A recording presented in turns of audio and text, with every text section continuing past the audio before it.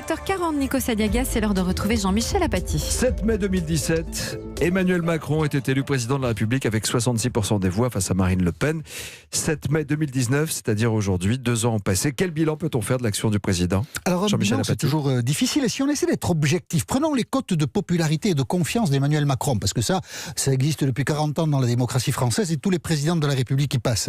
On se rend compte qu'au bout de 2 ans, Emmanuel Macron est aussi impopulaire que l'était au bout de 2 ans, François Hollande ou Nicolas Sarkozy, et qu'il ne suscite pas davantage de confiance qu'eux. Et rien que ça, c'est un échec pour Emmanuel Macron, parce que tout de même, la promesse qui était la sienne, c'est que la politique ne serait plus la même. On avait même parlé de nouveau monde. Le nouveau monde, 2 ans après, on le cherche. Si on doit citer spontanément des faits marquants du quinquennat, ils ne sont pas positifs. On pensera à la crise des Gilets jaunes, qui bouscule évidemment Emmanuel Macron. Alors, il n'en est pas responsable à 100%, mais enfin, il en est quand même responsable, évidemment. On pensera aussi à toutes ces petites phrases qui ont creusé une distance, presque un fossé entre Emmanuel Macron et les Français. Si vous les avez oubliées, ces petites phrases, les voici. Je ne céderai rien, ni aux fainéants, ni aux cyniques. Le Gaulois, réfractaire au changement. Parce que les Françaises et les Français détestent les réformes. Dans l'hôtellerie, le café, la restauration. Je traverse la rue, je vous en trouve. Je veux simplement des gens qui sont prêts à travailler. On met un pognon de dingue dans des minima sociaux, les gens ils sont quand même pauvres.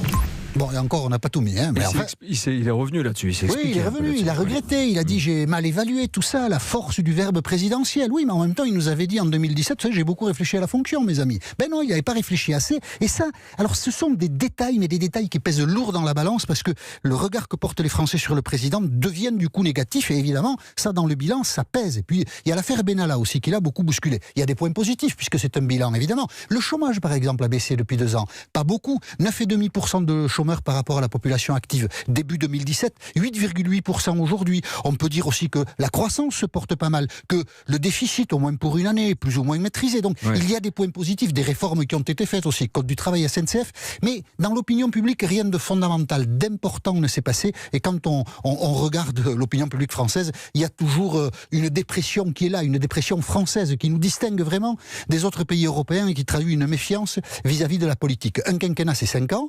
Si on parle de 2 ans aujourd'hui, c'est qu'il reste 3 ans. Jusque-là, tout le monde suit.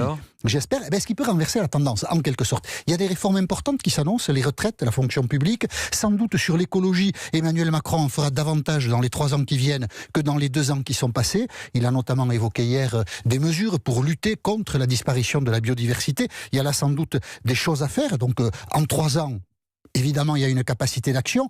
Pourquoi quel est l'objectif, le défi devant lequel est Emmanuel Macron? Depuis 1980 en France, unique en Europe, je l'ai souvent dit, nous n'avons jamais réélu les présidents de la République sur leur action. Ils ont toujours été battus soit à la fin du mandat, soit en cours de leur mandat. Valéry Giscard d'Estaing, François Mitterrand, Jacques Chirac, Nicolas Sarkozy, François Hollande, pas un ne fait exception. Évidemment, Emmanuel Macron aura à cœur, s'il a envie d'être à nouveau candidat, de faire mentir cette réalité française. Un président jamais réélu, un président qui n'arrive pas à fabriquer de la confiance. Et au bout de 2 ans, on ne peut pas dire que pour l'instant, Emmanuel Macron est réussi.